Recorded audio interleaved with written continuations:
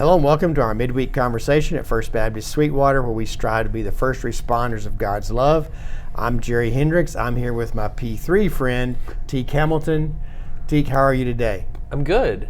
This is sort of a P3 episode. Yep. Because P3 has started this Praise and Party in the Park. That's what that stands for. Like we're recording on Tuesday. This drops on a Wednesday normally, and we have one night underneath our experience. Yeah, and it was fun. It was good. I told Wendell today that I woke up and I was tired. And I feel like I just went from place to place, but I realized at every place I was doing stuff. I was moving around, not as much as some of those other leaders were, but saw a lot of adults who I bet are more sore than I am today. Oh, but not a good thing to be tired after day one. After day one. Yeah, so. You know, I wasn't tired at camp, but for some reason I was tired this morning. Yeah. So we'll see. While we were at camp, I was thinking through that. Or maybe we were getting ready for it, and I was talking with someone about why P3 wears me out more than camp does. And I think it's at camp you're in one environment all day, like 24/7. Whereas at P3 we're in the office doing a lot of our normal things, and then rush home, get a bite to eat, and then head out. I don't know. It's just a different. I don't get a bite at home. I get a bite at P3 at every location. Maybe that's why I'm so tired. 6 corn dogs was a lot. I did enjoy some barbecued Lay's potato chips last night on the last location. I didn't see chips. And that's a. I thought chips was a universal weakness, but it's definitely one of mine. The only chips that I saw were the ones the kids were not going to share. Yeah. I'd start reaching for it. No. Well, Jesus wants you to share, not with you. Yeah. So. All right. But yeah, I told Sharon when I left, I said, I don't mind eating at Kid X on Wednesday nights at the church occasionally, particularly if it's corn dog night, right, or a couple of those other good nights. But I wasn't in for that today. Today's chicken nugget day. Well, actually, by Wednesday it'll be hot dog day. Yeah. And I may even opt for helping Stan and getting one off the grill. Oh yeah, I mean that's the best way to do it. Yeah. So we'll see. But things are going well in 3 locations. Especially in the food department, apparently. Yeah, apparently the food department's doing quite well. We had over 50, between 55 and 60 children at all 3 locations, and they were pretty evenly balanced. I'm not sure how that normally works out. I think when we were talking in the planning stages, we were curious how the Fraley Park location would work. Right. That was a new location. Is that the first time we've used that location? No, it was one of the original sites. Originally, our first year, 2009, we did Northwest Apartments, Fraley Park, and Coral Cove. Northwest Apartments, Fraley Park were in the evening. Coral Cove was a morning one. Right. So. Okay. Well, it was we do a rotation when there's just 3. That way our staff can hit all 3 locations at different stages and then start at a different place each night.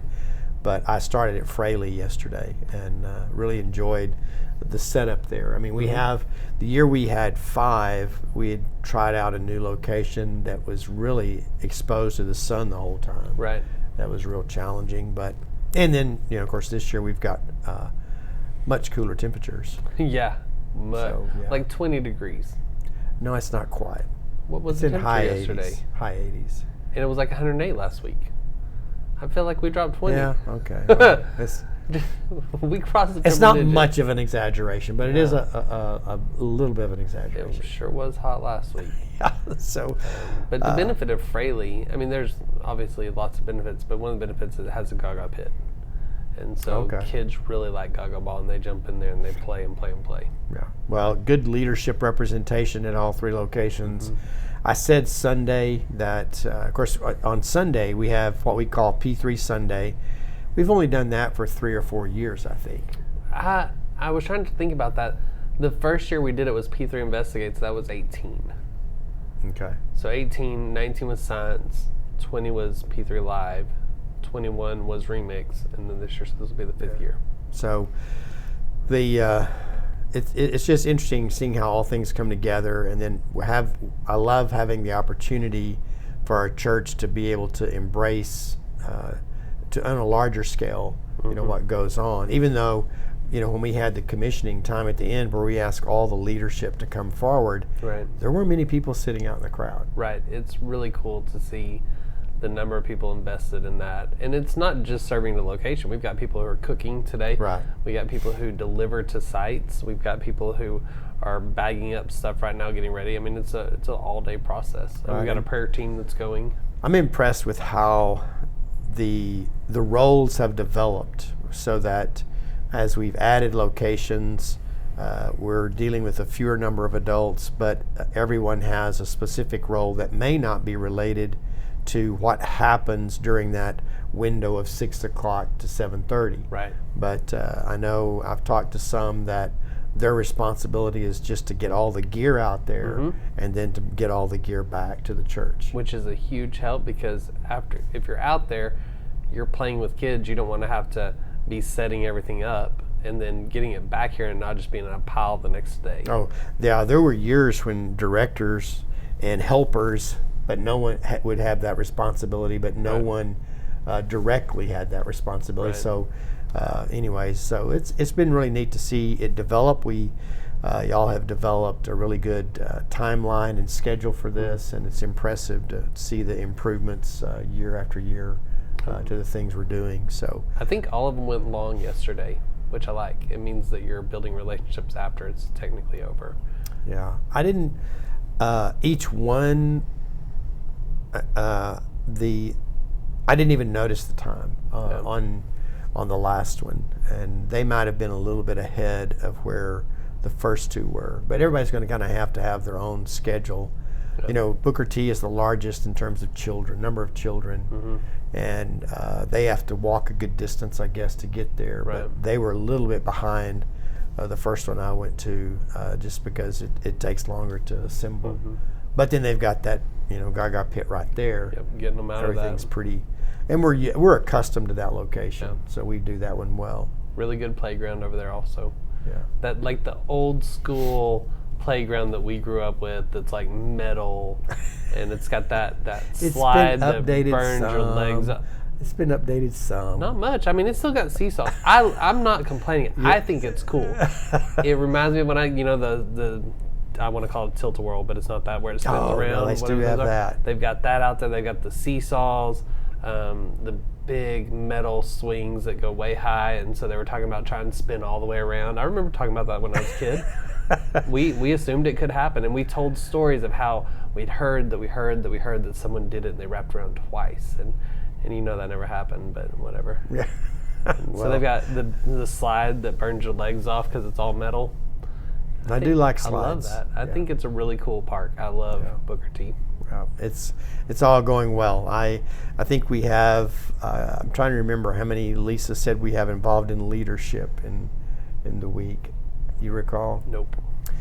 Well, so Sunday I said we have 80% of our church that's involved in this, and I go, after I thought about it, I might have misspoke on that, but in fairness, in leadership we had probably pretty close though. I know one of the things when I first got involved here at the church, that was one of the things after about the second and third year that impressed me most, because we noticed how new families, the first thing, that was the way we knew they were plugging in with us, is they were serving in leadership. Right. And I know last night we had a lot of conflicts with some leadership, and so I think tonight will be conflicts with schedules. With schedules, yeah. I'm sorry. It wasn't leaders in conflict. There I go again. Incomplete sentences. But that's the benefit of P3. It's flexible in that way, that we've designed it to where a person can easily step up and do the next thing. Yeah. And so we got people who have volleyball, we got people who have basketball.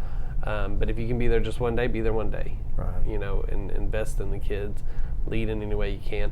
And sometimes leadership is just standing with the kids and singing. Yeah. So I still don't quite have the rhythm for that song. The rhythm for the song alone, yes, I can handle. But it's the motions. When it switches there in the middle, I'm just kind of lost. Are we talking about My God Is So Big, or that I'm going to sing, sing, sing? We didn't do the second one. Oh, I'm going to sing, sing, sing. That was right. Oh, you're talking about Jesus in the Boat. Did they do that last night? Yeah, I hate that song. Yeah. Well, Jesus stayed out of that boat. So P3 Sunday was a great day. We talked about gatherings. The passage was in Hebrews 10, a really probably familiar passage, I feel like, encouraging us to gather together.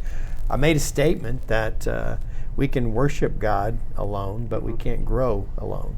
Yeah, and the thing you brought up that I was like, oh yeah, was Jesus talks about where two or more gathered, I'm in the midst. Doesn't ever say where one's gathered or one is, because I guess there's no midst. But yeah, and you've heard the comment, well, I believe in Jesus, but I don't go to church because really the church has burned me, da-da-da-da-da. No, you can't say that. Like that goes against what the Bible says and what God calls us to do. If you're not worshiping together, you're not really worshiping too much. Yeah, I think some of that probably has come from my background in talking to enough people who have left the church, and you start to see that and see that pattern develop.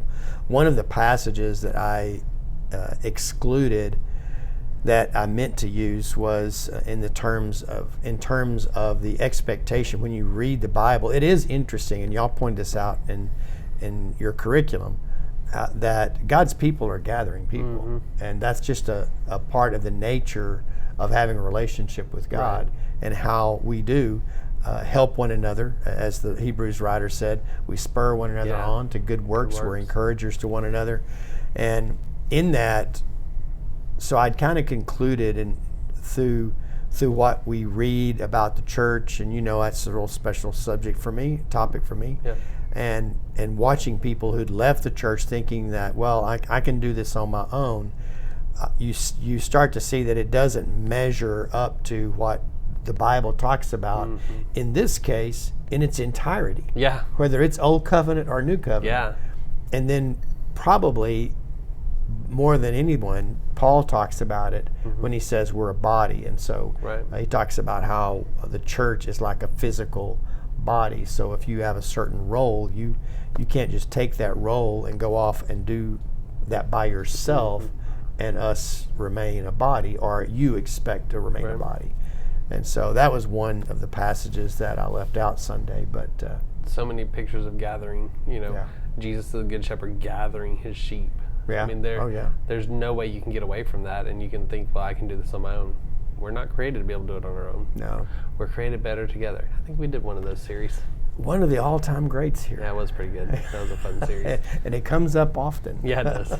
So we had someone ask about doing that again. I was like, well, we kind of already did that series. Well, we want to do it again. All right, we'll figure something out. We'll figure it out. Well, this Sunday we have another exciting day of worship. We have baptism, and we're sharing as we're walking down the hall and getting stuff together for this podcast that we baptized on July 4th weekend last year. Right. Couldn't recall off the top of my head who it was, but I remember that we had a larger than expected crowd for the weekend.